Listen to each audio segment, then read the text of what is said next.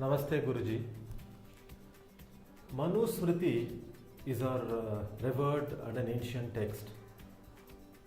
Given the current trend in globalization, Swamiji, we want to understand and interpret how to understand and interpret the caste and its consequential punishment rewarding system mentioned in the text.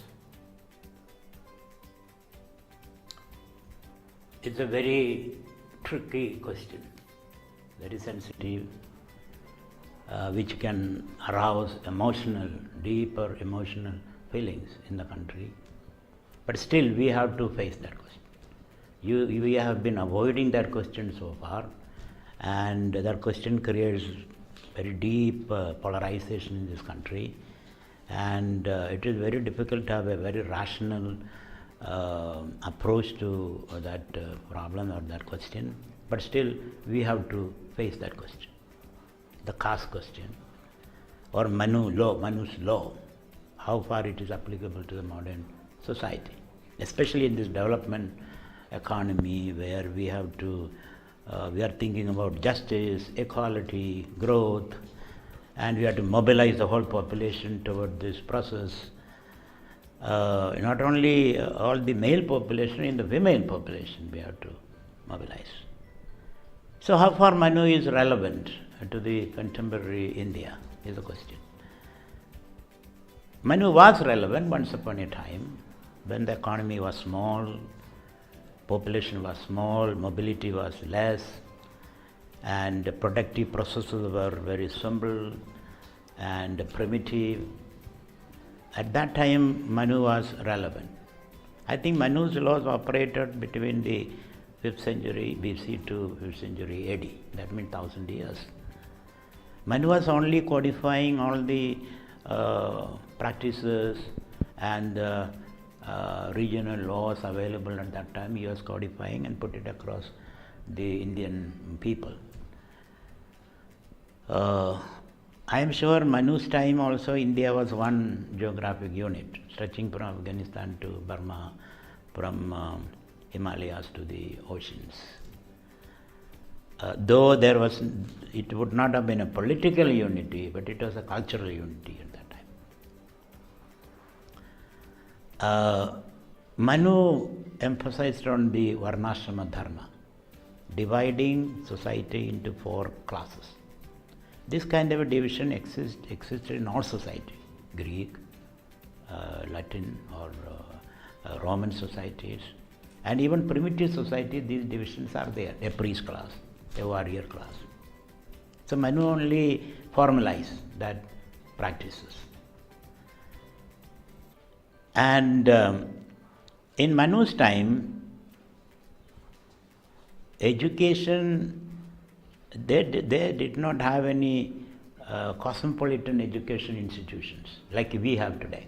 Anybody can compete and then get admission to those institutions. At that time, knowledge and skills were transferred from parents to children in the environment of the homes. So whatever the parents knew, that was transferred to the child.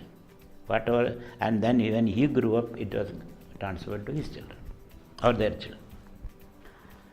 As a result of that, this division of labor became a traditional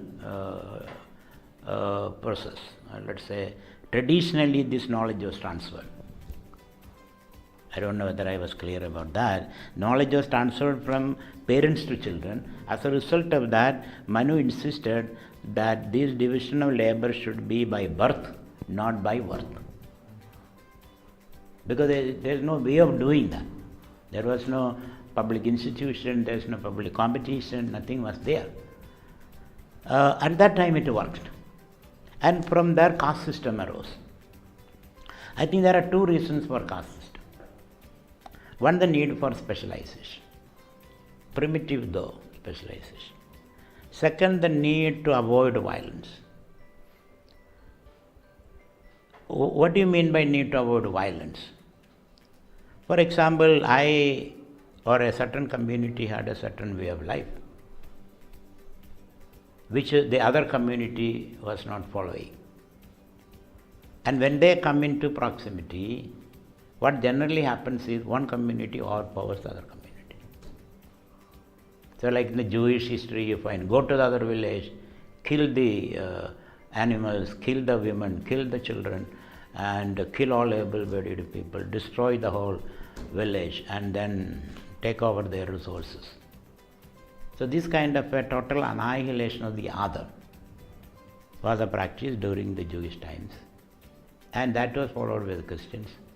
They went to America or Asia, and wherever possible, they decimated those cultures. Where India adopted another path. If you disagree with me, well and good. That's your path. This is my path. I don't want to impose my path on you, lifestyle on you, so that you will give me the courtesy of not imposing your lifestyle on me. So let us live and let live. This was the philosophy we followed. You live your lifestyle, I live my lifestyle. So this was more an inclusive culture rather than an annihilating culture or exclusion culture. I think one of the reasons for the prevalence of caste is this ideology, that we all can live in our separate ways, peacefully. And that caste helped us to organize this lifestyle. Second reason for caste was the transference of knowledge from parents for communities to their children.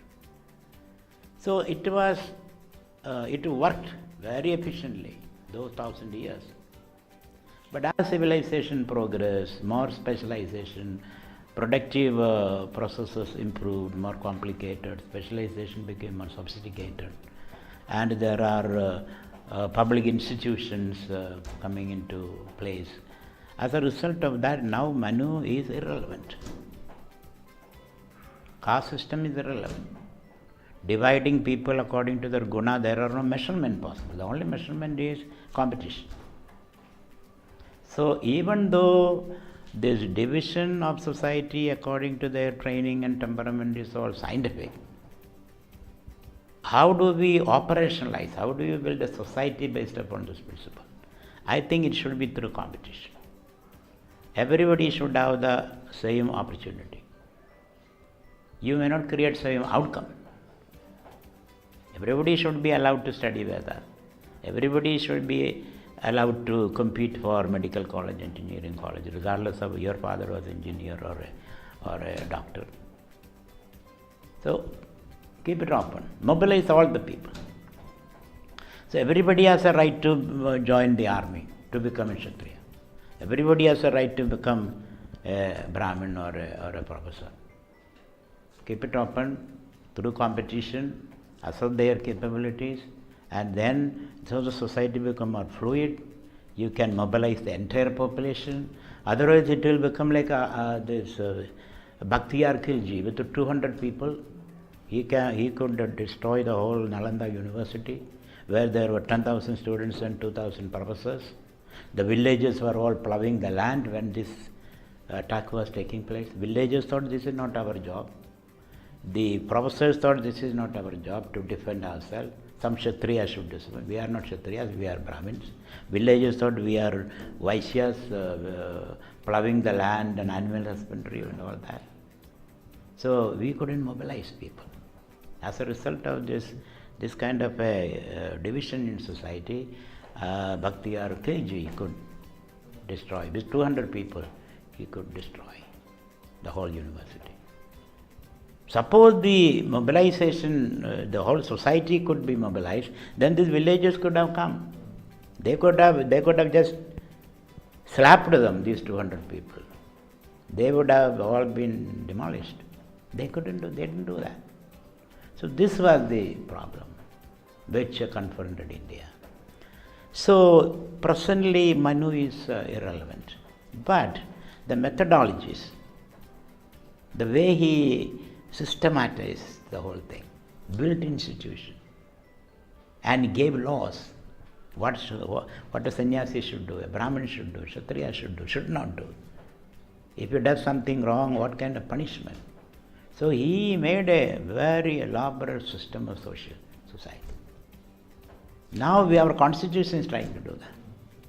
So now our law of Manu is to be replaced by our constitution, our judicial practices, our legislative practice. So Manu is relevant, but we have to digest Manu, spit out what is unnecessary and take away what is necessary. What is that Manu makes us proud that there was such a sophisticated social organization at that time, which is suitable to that society. Now that is not suitable. So it is with this approach our VRFML is trying to study Manusmriti and see what was his approach, how we try to organize society, and from that we can take valuable cues. Thank you, Swamiji. I think you have thrown tremendous light on this, as you said, a very topic of controversy, to really understand not just for my generation. I think it is even for mine and the next generation to really appreciate the extent of knowledge that existed in our system and take proud of it, rather than we joining the crowd in condemning it. Thank you, Swamiji.